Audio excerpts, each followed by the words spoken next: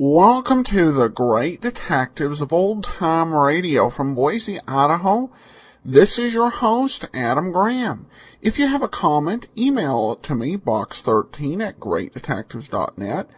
Follow us on Twitter at Radio Detectives and become one of our friends on Facebook, facebook.com/Radio Detectives. Today's episode is brought to you by the support of our listeners. Thanks so much for your support. Now it's time for today's episode of The Lineup, The Candy Store Killing. Bring on the line. We take you now behind the scenes of a police headquarters in a great American city, where under the cold, glaring lights will pass before us the innocent, the vagrant, the thief, the murderer. This is The Lineup.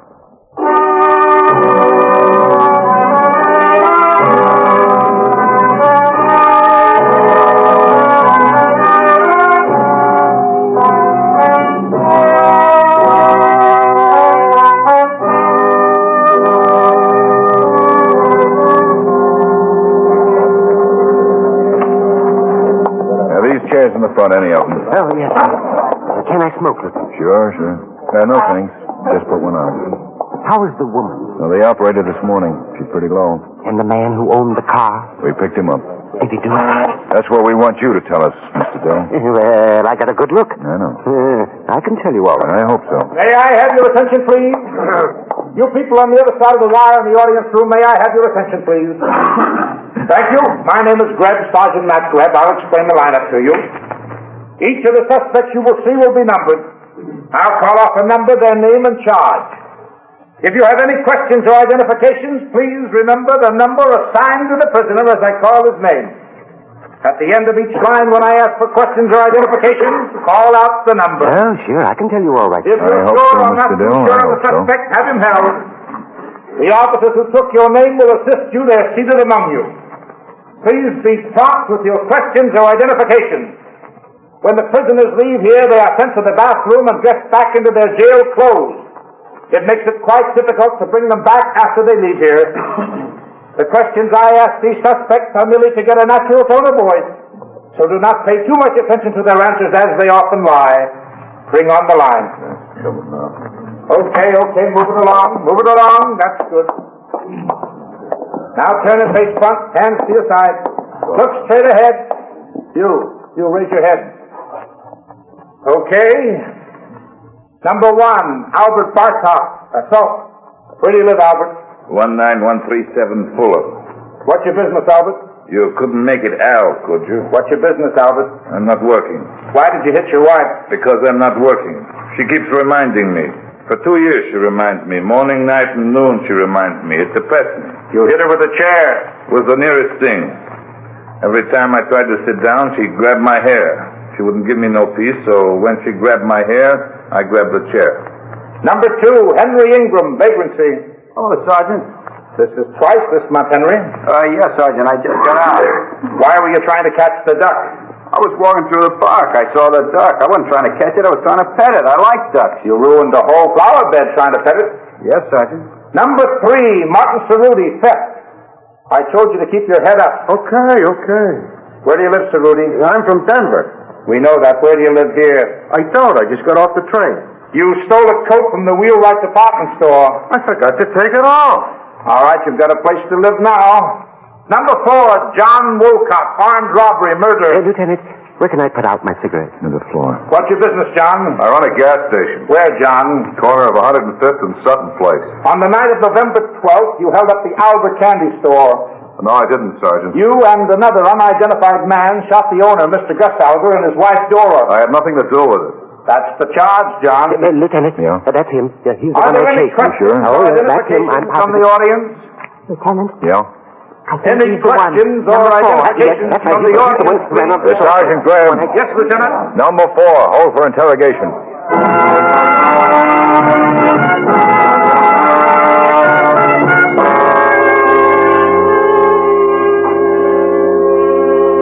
Sit down, John.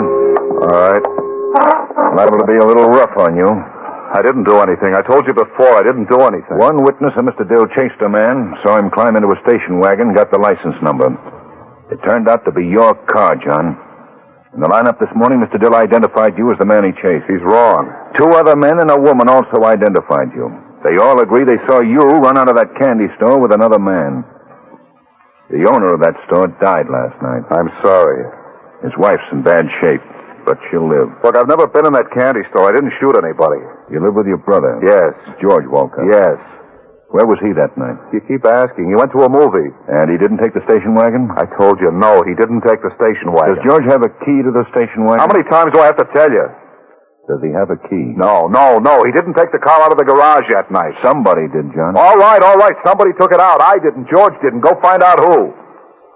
When Mrs. Albert is better, when the doctors say it's all right for us to see her, we'll ask her for an identification. Okay. 2 men held up a store, killed her husband. 4 witnesses have already identified you as one of the men. Mrs. Albert will know for sure. She won't forget who killed her husband. Okay. I got the brother in your office, Ben. All right. Nothing? Not yet. Take this one back upstairs. Uh-huh.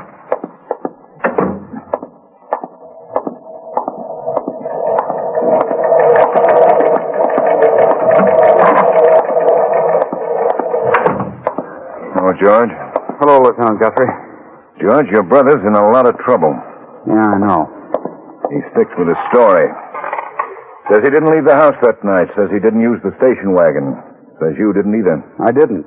You went to a movie. That's right. A Rivoli, wasn't it? I gave a long statement this morning, Lieutenant. I signed it. Somebody used that station wagon. When the arresting officers got to your house, the motor was still warm. I didn't use it, and I know my brother didn't. You think somebody could have gotten that car out of the garage without your brother hearing it? I don't know. Maybe they could. Hold up a candy store, shoot 2 people, bring it right back to the garage? I don't know. I just know I didn't use it, and I know my brother didn't either. He didn't hold up a candy store or shoot anybody. My brother wouldn't do anything like that. What time did you get home? I have to keep telling you. You have to keep telling me. Around 12 o'clock, or maybe a little after. There was a cop waiting for me. He'll remember what time better than I do. You went to the movie? Yeah. What time did you get to the movie? After 8 sometime. What was playing? 2 pictures, Mr. Lucky and A Lady Takes a Chance. They're reissues, aren't they? I saw them before, a long time ago. They're good ones. I wanted to see them again. Your brother runs a gas station, doesn't he? Yeah. How late does he work? Usually till around 7. How does your brother do in his gas station? He does all right. Makes pretty good money. You don't work? No, I've been looking for a job. How old are you, George? 22. John's 28. Yeah. When'd your mother and father die? Mom died when we were kids. Dad about 5 years ago. And John's been supporting you? I told you I was trying to get a job. It's not easy. Well, I want to talk to you again. Stick around home. Sure, Lieutenant. My brother didn't do it, Lieutenant. Awful lot of evidence, George. But he didn't. We'll talk about it later. Bye, George. Goodbye, Lieutenant.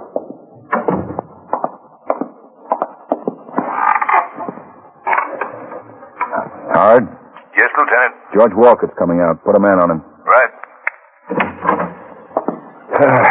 What's the matter, Ben? You look unhappy. I'm tired. You want some coffee? You got it made? No, but it'll only take a second. Well, you won't have time. The hospital called. It's all right to see Mrs. Albert. Oh, okay. Hey, here's the report on John Wolcott. On good months, he averages about $300 clear, pays $85 a month on the mortgage. A lot of people doing a whole lot worse. Let's get Walcott and take him down to the hospital with us.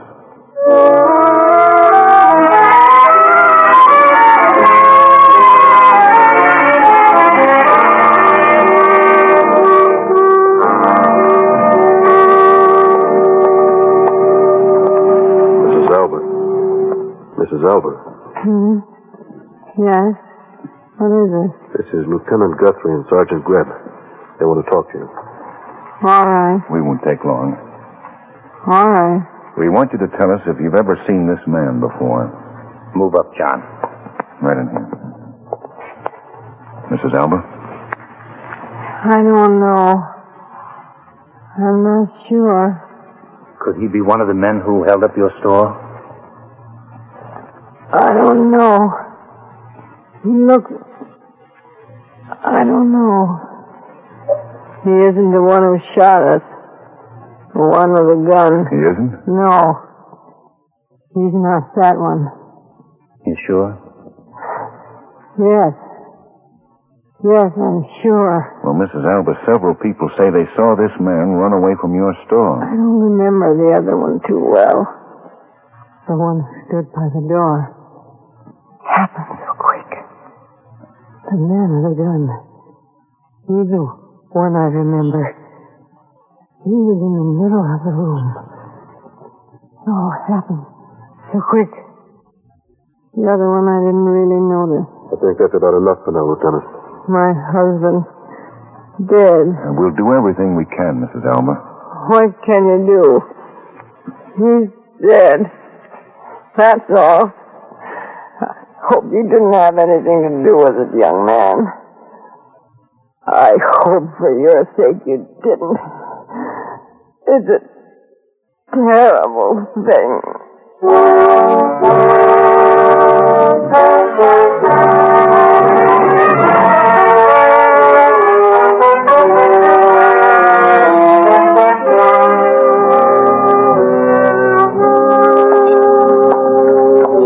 Thanks, man.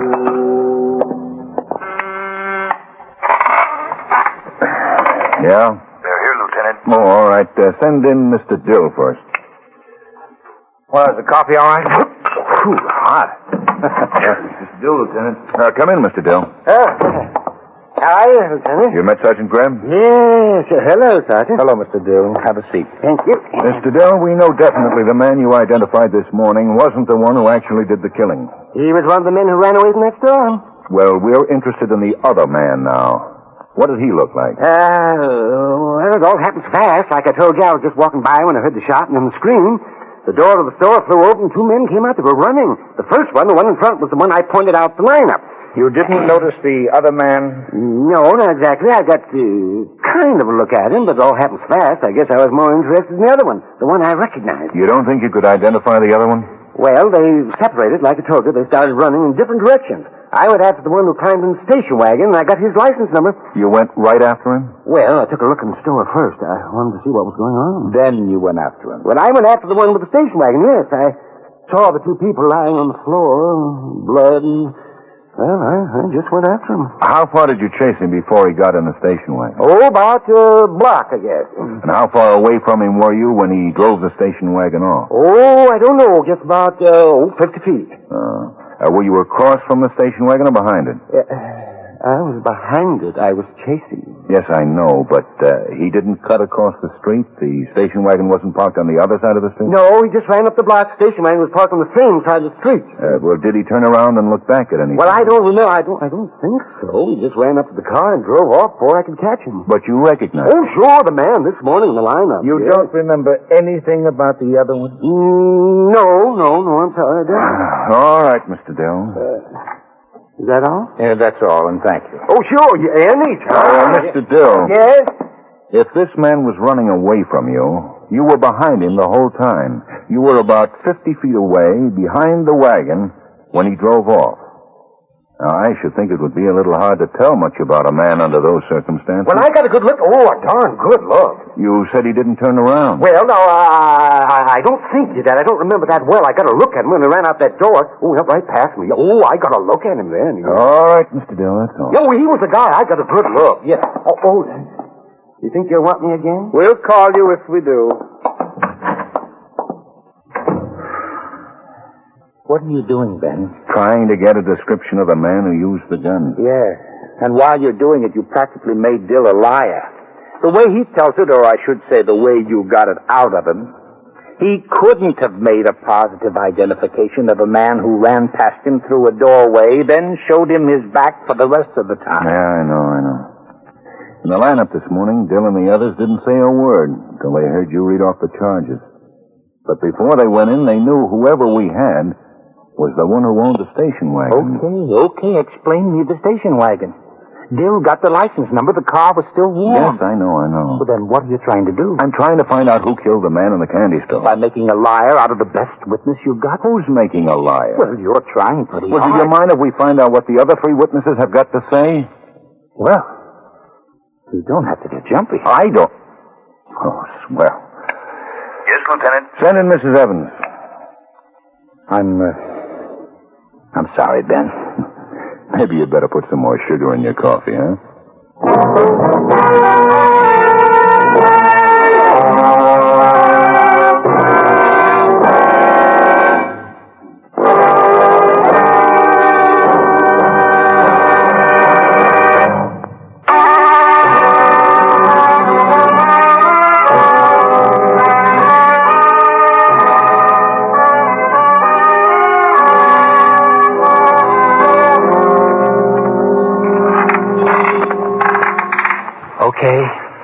Okay, nobody remembers the second man. Everybody remembers the first. Everybody remembers the first. Everybody claims they recognize the guy as he came out the door. Running. Yeah, running. So maybe because they knew Wolcott owned the station wagon, they jumped to identify him. We've had wrong identifications before. Yes, but that's the station wagon. That's the car one of the hold-up men jumped into. 4 people, 3 men and a woman, claimed they recognized the guy. So suppose they really didn't get a good look at him. It was Wolcott's station wagon. Dill got the license number. 2 of the other witnesses saw Dill chase the guy, saw the wagon pull away. One of them even identified the make of the wagon. Yeah? Sergeant Quine on the phone, Lieutenant. Okay. Quine's tailing George Wolcott. Yes, Quine. You ever see the man? What's the address of the pool? Who's the girl? Hall? But all right, stay with him. I'm going out for a while. Oh, what do you got? I don't know. I don't want to check it. Quine says George Wolcott met a man in a pool room, talked with him for a long time, and then went over to see a girl named Hall. It may be nothing, but I'm going to do some checking.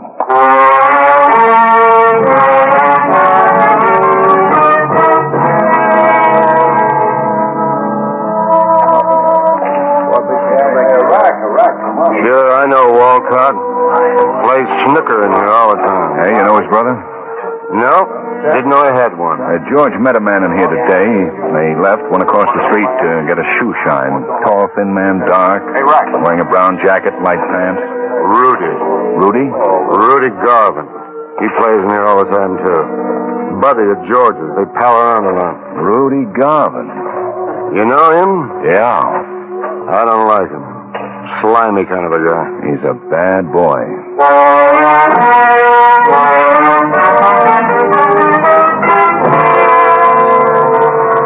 Yeah, I kind of remember him. Well, you gave him a shine. Tall, thin, dark man, brown jacket like pants. Yeah, I think so. With a younger fellow, brown hair. Yeah, about an hour ago. Pay any attention to what they were saying? No, sir, I just shined shoes.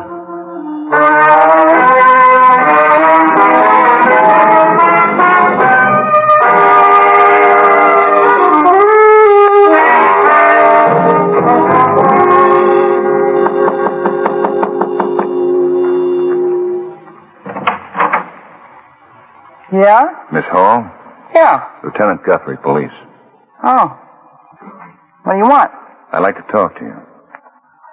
Come in. Apartment's a mess. Do you know George Wolcott? Yeah. You done something? He came to see you a little while ago. Sure, I know him. We're just friends. You done something? You know Rudy Garvin? Yeah. Friend of George's. What did George want? Just say hello. He just stopped by to say hello. How well do you know him? Not too well. We're just friends. You know his brother? No. Never met him. How well do you know Rudy Garvin? Like I know George. Say, what is this? Where were you last night? Last night? Home. I stayed home all night. I was going to clean the apartment, but I got to reading a book. Did you see or talk to George or Rudy any time last night? No. Gee, I sure would like to know what this is all about. Did the boys do something dishonest? You just forget about it, Miss Hall. You just forget about talking to me. Sure. Thanks for your help. Anytime. Sure sorry the apartment's such a mess.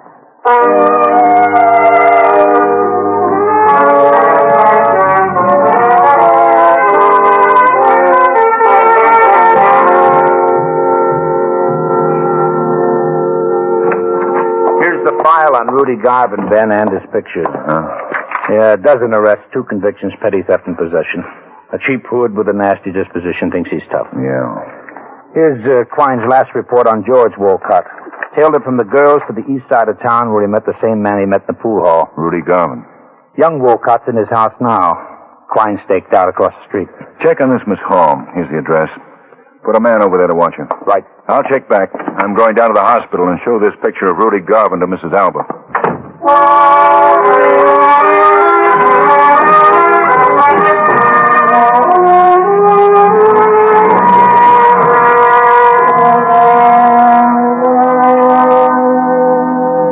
She's a lot worse. She's had a bad time. Is she conscious? She was. Mrs. Alba. Yes. Mrs. Alba, the lieutenant's here again. He wants to talk to you. Hello, Mrs. Alba. Oh. Hello, Lieutenant. I won't take much time. I want you to look at this picture. All right. Lieutenant. Yes? Lieutenant, that's the man. You're sure? That's the man with the gun. The one who shot me. That's the one. He killed God.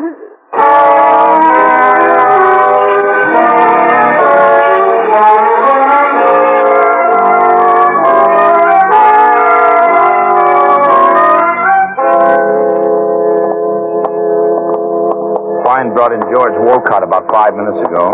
What about Rudy Garvin? Well, we're checking. Oh, George. Hello, Lieutenant. What's this all about? Stay in the chair, George. What's this all about? Why'd that cop bring me in? Well, we wanted to talk to you some more, George, about your brother. Oh. A couple of things have come up. Made us kind of change our mind about him. You mean you don't think he did it? We're pretty sure he didn't. Well, I told you so. He wouldn't stick up a store or shoot anybody. No, I guess not. He just isn't the kind. He knows who did stick up that store, though. He knows who was using that station wagon. Well, why doesn't he tell you? Oh, he's probably protecting somebody. You think it's me? You think I stuck up that store? Somebody took that station wagon. Yeah, well, I didn't. I told you that. I told you I was on a show. What show, George? I told you. The Rivoli? Yeah. You're a pretty good snooker player, I hear. Snooker? How long have you known Rudy Garvin, George? Oh, about, I don't know, a couple of years, I guess. Why? What do you want to know about Rudy for? What were the 2 movies you saw, George? Lady Takes a Chance and Mr. Lucky. What time did you get to the theater? About 8, I guess. You sure? Yeah, about 8. You met Garvin today at a pool hall. So what? You talked with him, and then you went over to see a girl named Hall. Yeah, that's right. What's the matter with that? Do you have a key to that station wagon, George? Well, yeah, John and me, we both got keys. What do you want to know about Rudy for? He's got a record. He's a tough boy to get mixed up with. I didn't know he had a record. What time did you leave the house before you went to the movie, George? Around 7. 7. Rivoli's not far from your house. What did you do from 7 to 8? I stopped in the pool hall and shot a game. You run into Rudy Garvin? No, I didn't see him that night. You didn't drive the station wagon? No, I sure didn't. Your brother's a pretty nice guy. He's all right. Look, I didn't do this thing. Why do you think I had something to do with it? What picture was playing when you got to the movie? Mr. Lucky. They had a newsreel, I suppose. Yeah. Your brother's been supporting you for a long time, hasn't he? Yeah, I told you I was trying to get a job. You went out looking for a job? Yeah. Where'd you go? Who'd you see? Well, I saw a lot of people. I don't remember all of them. Name a couple. Well, gee, in the last couple of weeks, I haven't been looking so What did you see the girl for today? Betty? Last name's Hall. Yeah, Betty Hall. What'd you see her for? Why, just went over to see her. For nothing, just to see her. What part of Mr. Lucky did you get in on? What part? Yeah, what part was happening, what was happening in the story when you walked in? Well, have you seen it? Yeah, we've seen it. Well, you remember the part when they had the big gambling party? Yeah? Well, that was the part when I walked in. Cary Grant had all that money wrapped up in Where did the newsreel come in? End of the show, between pictures? Between the pictures. What time did you get out of the show? Well, about 11:30, I guess. I got back to the house around 12, and I met the cop who took me down here. And you didn't drive the station wagon? No. And you didn't see Rudy Garvin? No. The woman who was shot identified Garvin as the man who shot her. Well, I can't help that. I wasn't with Rudy. I didn't see him You that saw night. both pictures? Yes. You've seen them before, haven't you? Well, yeah, they're old pictures, but I like them. I saw them again. I told you that, You Lieutenant. didn't take a message from Rudy Garvin to Betty Hall? No, I left Rudy, and I just decided to stop by and What was see the her. newsreel about? The newsreel? Yeah, what was it about? Well, I don't know. I left in the middle. You left in the middle of it? No, I didn't mean that. Well, what was it about? I don't remember. You can't expect me to remember everything. You remember the two pictures? Well, yeah, sure. Then you should remember the newsreel. Have something about Korea? Why? Truman? Last week's football games? I don't remember. You can't blame me for that. The candy store was robbed about 9. That would be about the time the newsreel went on. I don't remember the newsreel. I think I went out to get some popcorn. You were out for the whole newsreel? Maybe I was. What went on after the newsreel? The other picture. Didn't they have any coming attractions or anything? They usually do. Yeah, they had coming attractions. What were they? I don't remember that either. You remember both pictures, but you don't remember the newsreel or the coming attractions? No. Which was first, the newsreel or the coming attractions? The newsreel. How do you know that? Because I saw it start, and then I went to get the popcorn. How did it start? I don't remember. Then the coming attractions went on? Yes. I thought you said the other picture went on after the newsreel. I think you better tell us where you really were, George.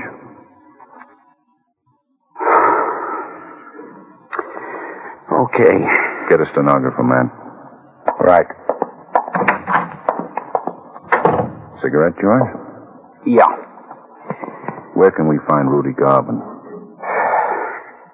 Over at Betty's apartment. That's why I went by to tell her that Rudy'd be by around 9 tonight. They're leaving town. Will you let my brother go now?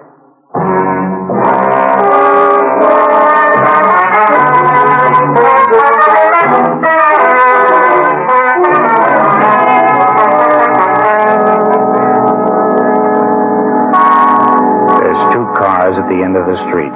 Quine and Asher are around back. 2 men at each side of the building. Quine and Asher moved everybody out except the girl. She's still in there, hasn't left her room. What time is it? 9 o'clock. Oh, Rudy's late. We take him on the street? No, he's got a gun. Better wait. Quine said the landlady was a little unhappy, afraid she was going to get her place shut up. I hope she doesn't. There's a cab. Yeah. That's Garvin. Let him get into the building.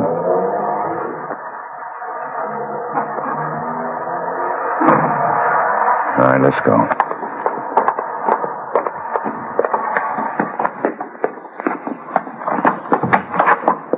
Second floor.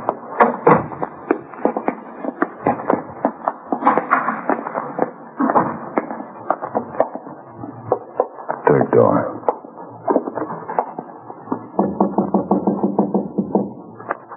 Yeah? Who is it? George. What do you want? What do you want? Look out, man!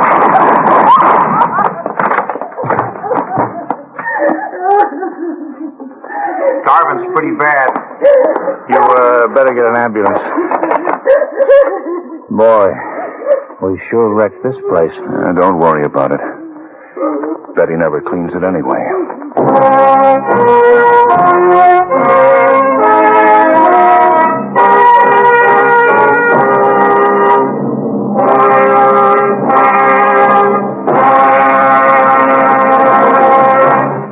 The lineup, where before you pass the innocent, the vagrant, the thief, the murderer. Listen next week when we again bring you the lineup. Welcome back. Oh, in this case, it turns out that Grebb's listing off the charge turned out to be prejudicial to the guy in the line. Not being familiar with modern police lineups, I wonder if this sort of thing is even permitted, or if there's variance from place to place. But overall, I thought this was a pretty good mystery. I should mention that this episode occurs on November 16th, was aired on November 16th, 1950. And there were 8 lost episodes between last week's show and this week's. And unfortunately, the titles for all of them are unknown. But next week we'll actually have the next show in line, and that'll be the case for the next 3 weeks. I do want to again mention, I mentioned it yesterday, but I know not everyone listens to every series, that we're going to be starting the listener support campaign later on this month. And if you have any suggestions as to how we run that campaign, I would, in terms of the thank you gifts, I'd love to hear from you. You can take a look at our current thank you gifts at support.greatdetectives.net to see what we've had in the past and offer suggestions of what we might offer in the future. In the meantime, send your comments to box13 at greatdetectives.net. Follow us on Twitter at Radio Detectives. And be sure and fill out our listener survey, survey.greatdetectives.net. But from Boise, Idaho, this is your host, Adam Graham, signing off.